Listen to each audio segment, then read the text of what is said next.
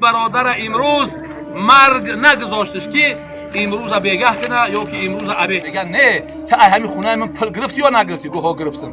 شرم نکردی گفته ای خدا نترسیدی تو ملای او قدر انسانه پیشنگار. اما این مردم نمیدونن گناهای منه.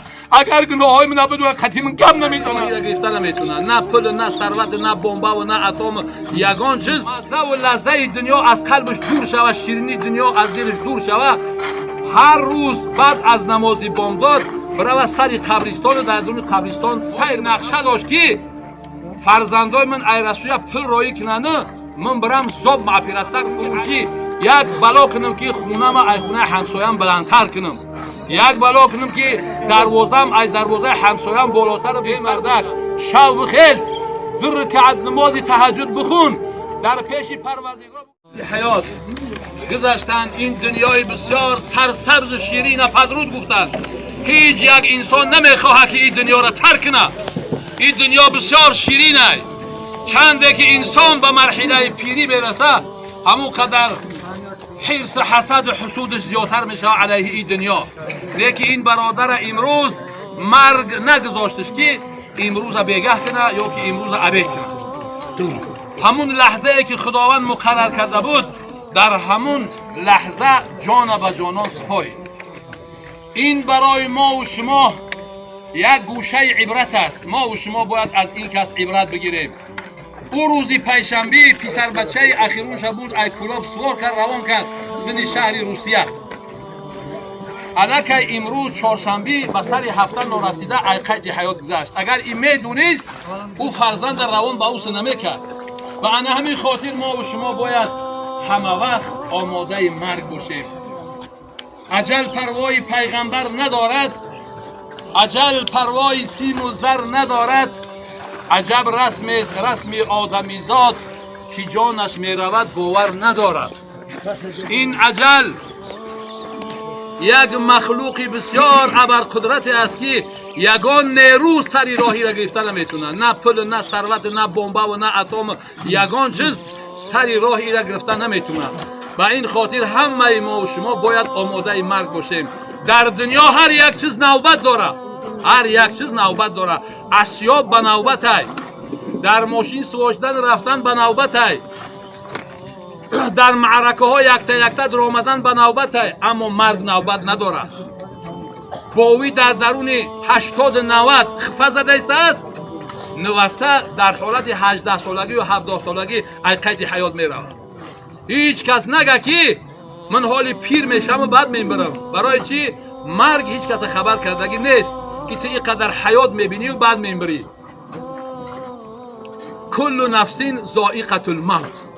هر یک جنبنده ای که در روی این کره زمین است اون چشنده مرگ است. حتی یک مورچه‌ای که میجنبه اون مرگ میچشه. انا ما و شما امروز این مرده های پی در پی میبینیم. باید از اینها عبرت بگیریم و خود را اصلاح بکنیم که این که مرد نفسش گرفت مرد. نه که ما و شما چه خیل میبره. نه که این هم برای این جان دادن هفته ها و ماه ها و سال ها شد که پوتلیک داره. این قره میره میشنه دمش میگیره. این خواهد اوقات میخواد دوله نیش میفته. مراد ایی که به عذیت تا امروز اومد رسید حالی نقشه داشت که فرزندای من ای رسوی پل رایی کننه من برم زاب معپیرسکم که عیبی همین زاب های. ولی زاب معپیرسک کردنی بود ولی مردنی نبود. و همین خاطر میگه که آدمی را جونش میروه و باور نداره. کپ زدنش کپ عقیمنای میروه نمیدروه دیگه. لیکن حالی آرزو داره که با بخیزم خونه کنم ماشین بخرم با چیکارا کنم. مردن قدی باور نداره انسان تا همون جایی که ملک الموت اصابتش نکنه. انا به همین خاطر حضرت رسول الله میگه که شما از قبرستون ها برای زیارت بکنید. کسی بخواه که مزه و لذت دنیا از قلبش دور شوه، شیرینی دنیا از دلش دور شوه، هر روز بعد از نماز بامداد برای سر قبرستان در دون قبرستان سیر بکنه و او قبرها عبرت بگیره که این ایش داملو بوای، ایش ایشان بوای، ایش رئیس بوای، ایش کمبغل، همونها را ببینه. انا همون حسد حسودی که در قلب داره همونها میبرند. انسان مرگ یاد میکنه به خدا نزدیک میشه و خدا را یاد میکنه. این مرده هایی که در اینجا خوابیده هند اینها نه فقط در دنیا بدن رنگ ما و شما صاحب دنیا بدن.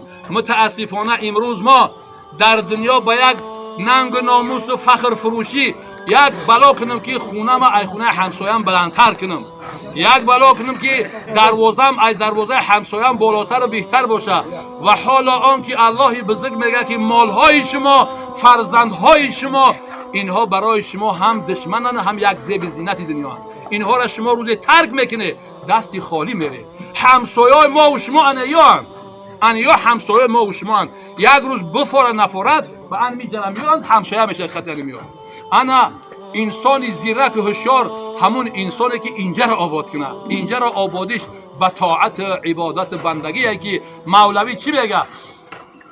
شب خیز که عاشقان به شب راز کنند، گردی در و بام دوست پرواز کنند، هر جا که در بود به شب در بندند، ایلا دری دوست را که شب باز کنند. ای مردک شب خیز، 2 رکعت نماز تهجد بخون، در پیش پروردگار بگو که ای پروردگار من وقتی که در مسجد میدرم مردم کلده و میخوان که این ملاحه یا که این شیخ این صوفیه، اما من گناهایی دارم که تو اونها را میدونی، من در پیش تو شرمنده ام ای پروردگار.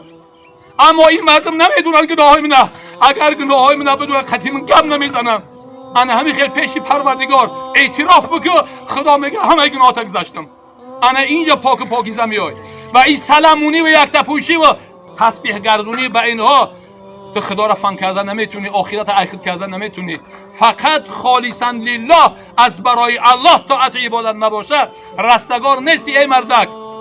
هر یک طاعت عبادت به خاطر الله باشه ان شاء الله رستگار میشه. یک بار لا اله الا الله محمد رسول الله که به اخلاص میگوی، ترازوی روز قیامت چنان سنگین میکنه که همه گناه ها را در عینکچه آسمون میبرداره. اگر به اخلاص باشه، اگر هر روز تلاوت قرآن کنی، هر روز 5 وقت نماز به جماعت بخونی، هر روز خیر و صدقات بکنی، اما مخلصا نباشه، بدون که روز قیامت دست خالی است. الله بزرگ در یک جای آیت همین چیزا میگه، ای ذهنم برفت، مراد ای که ما طاعت عبادت بندگی را فقط به خاطر خدا بکنیم، هیچ کس با امید این دنیا نشود. هر یک انسان باید از گذشته ها یادآوری بکنه. این قدر پیغمبره که ای بابای آدم تا به خاتم و حضرت رسول الله صلی الله علیه و سلم که اونها همه رسولان الله بودن که الله اونها را در زمین سفیر خود روان کرد تا که حکمش به مردم برسونن. یگان تا او در دنیا باقی نموند. آیا ما و شما میمونیم؟ ما و شما هم نمیمونیم. حضرت شیخ سعدی میگه که چرا غم میخوری از بحر مردن، مگر آنان که غم خوردن نمردن، بیرو بر کنج قبرستان نظر کن، ببین که مردگان با خود چی بردن. چی آورد؟ نگهش نیابرد چی آورد؟ همون دلی باسی در بالای ماست میبرن او را، بچهش اومده از شب گوبست میترسه میگرده میروه. این قدر یار رفیق اومده یا هم ترکش میدن میرون، خودش تکی تنها در اون قبر میمونه، فقط عمل خطی او میمونه. انمو شبهایی که تبارک خونده است، شبهایی که نماز تهجد خونده است، شبهایی که خیست است پیش خدا اشک ریخته است گریه کرده است، انا همونها قطعش میمونن که حضرت رسول الله میگه که عین بکت من خشیت الله، چشمی که تر شود یک دونه او ای ترسی الله برویه، انا همو به دردی تو میخوره، انا همو روز قیامت آتش جهنم خاموش میکنه. این قدر ارزش داره. همون آب دیده که ای ترسی خدا میبرویه، ملائکه او را در یک ظرف میگیره و تا روز قیامت نگه میکنه. روز قیامت انمو به دردی تو میخوره. این مال ثروت بچه و کچه به درد ما و شما نمیخوره. با این خاطر وقتی که این برادر را آوردیم تای خاک کردیم، از این عبرت بگیریم، ای رفتیم اصلاح شیم، بگیم ای پروردگار در قوت ما و شما شتگی به نماز میخون، ولی مردنی نبود، مردنیش نمیفارید، دختر به دختر میدوید تا که جون من نجات بتم، نیکی مرگ چاره نیست. انا به همین خاطر هوشیار شیم، از خدا بترسیم، طاعت عبادت بندگی کنیم. امروز یک وبای بدبخت در این مردم چسبیده است که فقط عالم ها را توهین میکنن، عالم ها را از قفا هر گپی پست بلند میگن. که حضرت رسول الله میگه که در کدوم دهه که عالم غریب شید، مسجد غریب شید، اون دهه انتظار عذاب الله باشند که عذاب به اونجا را میآید. غریب بودن این مسجد ایه که در مسجد نماز نمیخونن، نمیروند، جماعت نمیرن، علل خصوص ملاها نمیرن. کسایی که در کدوم دهه که عالم او را او استفاده نمیبرن، فقط او را توهین میکنن، اونها هم انتظار عذاب الله باشن. همچنان که قومای لوط نابود شدن، قومای حضرت نوح نابود شدن ایروی چی؟ ایروی توهین پیغمبرا، ایذا و علم دادن پیغمبرا. انا همین چیزها را ما و شما باید یاد آوری کنیم، از خدا بترسیم. او یک عالمه که میگه پگایا در مسجد مردم امر معروف میکرد، او یک شخصی منافق اما را خونش برد. گوی پگای در خونه میریم چای میخوریم حضرت جان، برد در خونه چای خوردن. وقتی که عالم از خونه برآمد برفت، پگای رفت همسرش گوی پلای دین دادن تو کوان. این زنها عادت دارن که پلها را در ته همین فرش در ته کورپچه و همونجا میمونن. بعد میگه پلو در ته هم کورپچه حجره میان، وقتی کورپچه را هوش میدن پلو نیستن. بعد میگه که در اینجا نیستن، میگه او در محکم بود، همون دین هم ملو را آورده ملو دیشو. انا این دیگه کوچه به کوچه حقارت داملو را که پلوی من همین ملو گرفته است. ای بین 4 ماه میگذره، عقیبی ملو دیگه با کینه و عدوان نماز میخونه. یک پگاهی دیگه عالم با دعوت بینه خونهش میاد، همون حجره میدرارش. وقتی که میشینه میگه ای داملا میدونی که من برای چی دعوت کردم؟ میگه بحری نانشته نهار نه؟ میگه نه. تا همین خونه من پل گرفتی یا نگرفتی؟ گوها گرفتم. شرم نکردی؟ گفته ای خدا نترسیدی؟ تو ملای او قدر انسان پیشوایی میکنی پلا را گرفتی. ما قطعی همسرم هر روز دشنام میدادیم، حقارت میکردیم که داملا در گریه زد. گفت شرم نکرده با گریه میکنی؟ بمبر ای روز ده. بگو نه من برای این گپای تو برای گریه ندارم، من برای دیگر چیز گریه دارم. گو برای چی؟ گو اگر تو مسلمان میشیدی در این 4 ماه یک بار قرآن میشکایدی. من پلا را همینجا یافتم در درون قرآن در لب تریزه موندمش. اگر مسلمان میشیدی در 4 ماه یک بار کلام الله را مشکایدی و قرائت میکردی. نه که تو چی طریق مسلمان هستی؟ نه که امروز منافقات چنان زیاد دیدن که فقط عالما را توهین میکنن. این ملای تری، اون ملا تگوف، این ملای تشید، اون ملا نخواد چنیت ندونه. شکایی که من نمیاد تو کار با اون نباشه، با گفته های اون عمل که ان شاء الله رستگار میشه. سخن دراز نکنیم. حضرت داملا در جان دعا میکنه پروردگار که خدا نظر رحمت و مغفرت کنه. بستگان ش خداوند صبر جمیل بده. این شخصایی که از قفای این جنازه قدم رنجه کردن اومدن، همون 2 قراتین خداوند نصیب شو کنه که اون قراتین را قدر قیمت شما روز قیامت میدونیم که چی قدر اجر پاداشتن. و آخر دعوانا ان الحمد لله رب العالمین. آمین. آمین. آمین. آمین. یا ارحم. شما در